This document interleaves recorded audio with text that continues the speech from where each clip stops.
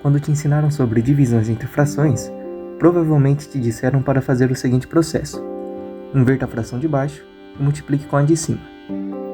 E você provavelmente absorveu esse processo e utiliza ele até hoje, mas sem entender direito por que ele funciona. Para entender o processo, vamos analisar uma divisão entre um número inteiro e uma fração primeiro. Mas repare que o 1 sobre 2 é a mesma coisa que 0,5, e assim terminamos com uma divisão que só tem números decimais. Antes de continuar analisando essa fração, vamos lembrar rapidamente qual é o significado da divisão entre dois números inteiros. Imagine que você tenha 3 pizzas e queira guardar elas em embalagens que cabem apenas 2. Você consegue colocar 2 pizzas em uma embalagem, mas com a uma pizza que sobra, você só preenche meia embalagem. No fim, você consegue preencher uma embalagem e meia. Então podemos interpretar o numerador de uma fração como a quantidade de pizzas e o denominador como a quantidade de pizzas que cabem em uma embalagem. O resultado da conta vai ser a quantidade de embalagens que conseguimos preencher. Então, nessa conta, temos uma pizza e embalagens que conseguem conter meia pizza. Porém, para fazer a pizza caber na embalagem, você divide ela ao meio. Agora temos 2 pizzas, mas com tamanho reduzido. E isso é o suficiente para preencher 2 embalagens com essas pizzas. Vamos para um exemplo mais complicado. 2 dividido por 1/4. Lembrando que 1/4 nos diz quantas partes da pizza cabem em uma embalagem, vamos ter que dividir nossas 2 pizzas em tamanhos de 1/4 para colocar nas embalagens. E isso resulta em 8 pedaços de pizza de tamanho 1/4. Ao colocar esses pedaços nas embalagens, conseguimos 8 embalagens no total. Repare que quando dividimos as 2 pizzas em 8 pedaços menores, fizemos uma transformação que poucos percebem. Na conta original, com as 2 pizzas inteiras, tínhamos 2 objetos para dividir em caixas que armazenam exatamente 1/4 de objeto. Mas quando transformamos as 2 pizzas em 8 pedaços menores, a conta fica 8 objetos pequenos para serem divididos em caixas que guardam exatamente um objeto pequeno. Em outras palavras, transformamos a escala do problema.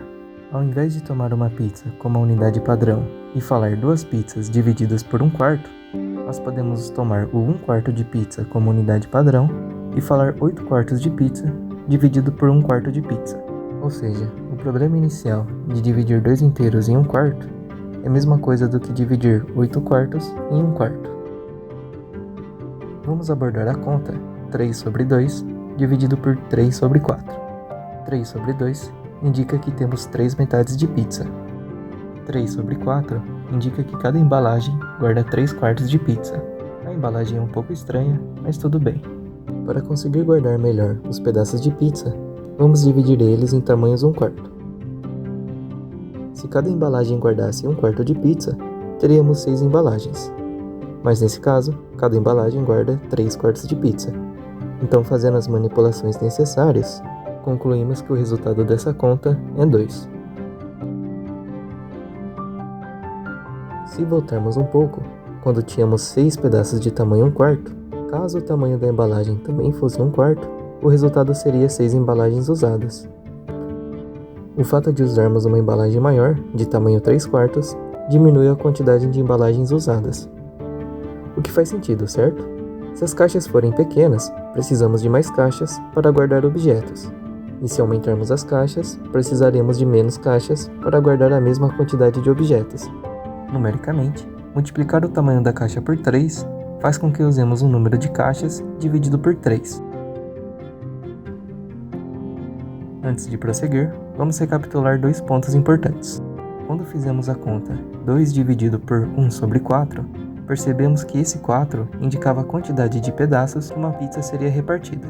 Nesse caso em que tínhamos 2 pizzas, foram gerados 8 pedaços menores. Do exemplo anterior, vimos que esse número, que nos diz quantos pedaços de pizza vão em uma embalagem, acabou dividindo o resultado final por 3. Se juntarmos essas 2 informações, podemos escrever o seguinte: dada a conta 3 dividido por 3/4, usamos essa primeira informação para escrever que o resultado final será a quantidade inicial de pizzas, que é 3 multiplicada por 4.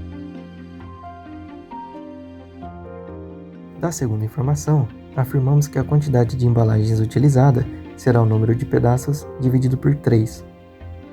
O resultado dessa fração, ao cancelarmos o fator 3 em cima e embaixo, é 4. Geometricamente, esse é o processo de colocar os 12 pedaços de pizza em embalagens que cabem 3 pedaços cada. O resultado final é de 4 embalagens utilizadas.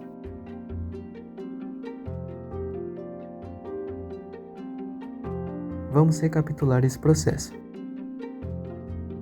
Esse 3 e esse 4 se multiplicam para nos dar o total de pedaços de pizza. Esse 3 divide a conta por 3, para indicar que dividimos os 12 pedaços em embalagens de 3 pedaços cada. E é daqui que sai o processo de multiplicar uma fração pelo inverso da outra para obter o resultado. Caso a gente volte a um exemplo anterior, percebemos que esse processo chega ao resultado certo. Quando resolvemos 3 sobre 2 dividido por 3 sobre 4, podemos escrever isso como a fração de cima vezes o inverso da fração de baixo. Essa conta fica 3 vezes 4 vezes 4 sobre 3. Cancelamos o 3 de cima e o 3 de baixo e obtemos 4 sobre 2. O resultado é 2, que bate com o resultado que vimos anteriormente. Agora, vamos provar numericamente porque esse processo sempre dá certo. Para isso, vamos usar a equivalência de frações. Para relembrar a equivalência de frações, vamos fazer um exemplo.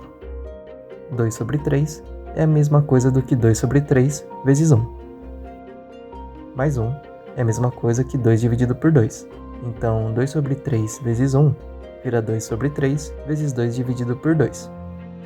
Esse produto de frações podemos juntar em uma única fração. O resultado final é 4 sobre 6. Isso nos diz que podemos multiplicar a parte de cima e a parte de baixo de uma fração por um mesmo número, sem alterar o seu valor. Vamos expandir esse conceito para uma fração dividida por outra fração.